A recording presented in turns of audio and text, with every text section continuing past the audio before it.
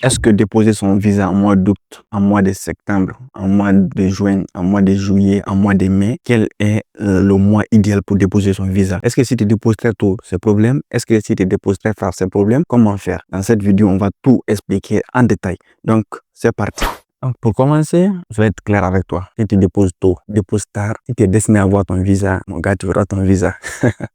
Si tu ne vas pas encore avoir ton visa, bah, tu n'auras pas ton visa, mais je te le souhaite pas quand même. Mais c'est juste une manière de parler. Donc, tout ça pour dire qu'il n'y a pas un mois idéal pour déposer son visa. Donc, je vais t'expliquer pourquoi j'ai dit ça et qu'est-ce que tu dois prendre en compte. Il n'y a pas un mois idéal pour déposer le visa. Ce qui est idéal, c'est quand tu as tous les documents. Mais si tu n'as pas tous les documents, il faut savoir que si c'est tôt, c'est tard, tu ne peux pas déposer parce que au risque que tu déposes, tu n'as même pas le visa, donc ça revient à la même chose. Donc, ce que tu dois mettre en compte, c'est de battre, avoir tous les documents. Et quand tu as tous les documents en mois de mai, dépose ton visa en mois de mai. Si tu as tous les documents en mois de juin, dépose en mois de juin. Si tu as tous les documents en mois de juillet, dépose en mois de juillet. Et si tu as tous les documents en mois d'août, dépose en mois d'août. Et là, attention, tu peux déposer le visa bien sûr en mois de septembre, mais si tu sais que tu n'as pas tous les documents et il te reste un mois avant le mois d'août, par exemple tu es en mois de juillet, et tu sens que pendant le mois d'août tu n'auras pas encore tous les documents, là moi ce que je te conseille c'est d'écrire ton université pour demander si tu peux avoir une rentrée décalée ou une rentrée retardée. S'il t'accepte, il faut savoir que tu peux déposer alors le visa en mois de septembre. Mais si ta rentrée est le 15 septembre et toi tu déposes ton visa le 5 septembre comme ça,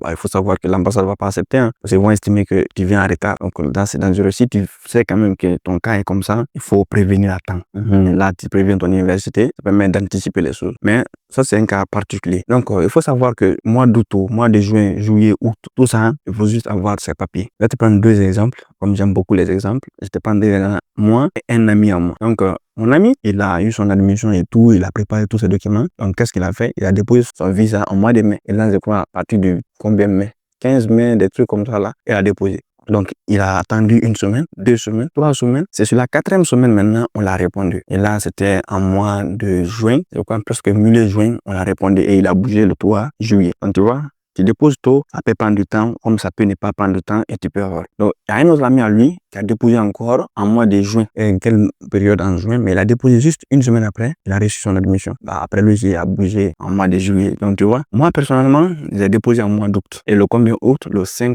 août.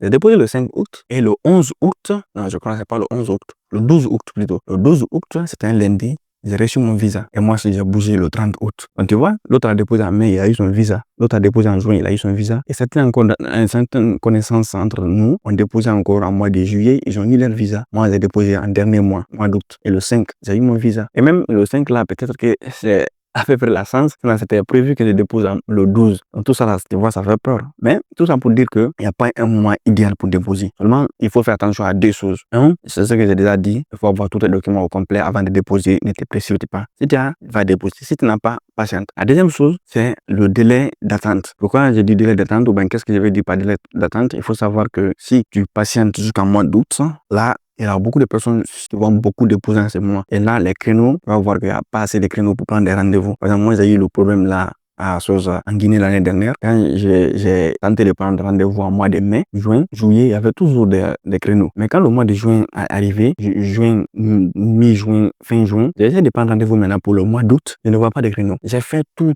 je n'ai pas vu de créneaux. J'ai déposé, je suis rentré dans la liste d'attente. J'ai attendu pendant 2 semaines, 3 semaines. La liste d'attente ne bougeait même pas. Donc finalement, mon grand frère et moi, on a tout fait. On a écrit directement à l'ambassade et tout. C'est ce qui nous a permis d'avoir maintenant un créneau pour le mois d'août. Et là, c'est un créneau sans passer par le site. C'est juste un créneau directement que l'ambassade nous a appelé pour nous dire, bon, vous voulez quel jour? On a dit et puis ils ont dit, ok, ça marche. Donc ça aussi, c'est par la sens. Il faut savoir que c'est compliqué. Mais des fois, quand même, c'est pour faire des créneaux, quand même, il faut faire attention. Donc si tu peux dès maintenant caler un créneau, cale un créneau. Et si tu peux pas, bah, il faut savoir que si tu attends beaucoup, il peut voir que tu ne vois pas de créneaux disponibles. Donc là, tu seras obligé soit d'écrire à l'ambassade ou te déplacer même aller à l'ambassade, poser ta situation. Donc moi, quand même, sur ce point-là, je pense qu'il faut vraiment faire attention. Mais sinon, à part ça, peu importe le mois, tu peux déposer. Si tu déposes au mois de juin, mois de mai, juin, juillet, à ce mois, quand même, je pense qu'il y a beaucoup de créneaux. Mais moi, d'août, à ce mois, c'est beaucoup chargé. Il y a parce que tous les créneaux sont pris. Donc, c'est seulement à ça, il faut faire attention. Moi, je pense quand même, c'est juste le point là. Sinon, à part ça, peu importe quand tu vas déposer, tu auras ton visa si tu dois avoir ton visa. Si tu n'auras pas ton visa, tu n'auras pas ton visa. Seulement, il faut faire tout et les bons documents et dépose tranquille. Et le délai d'attente,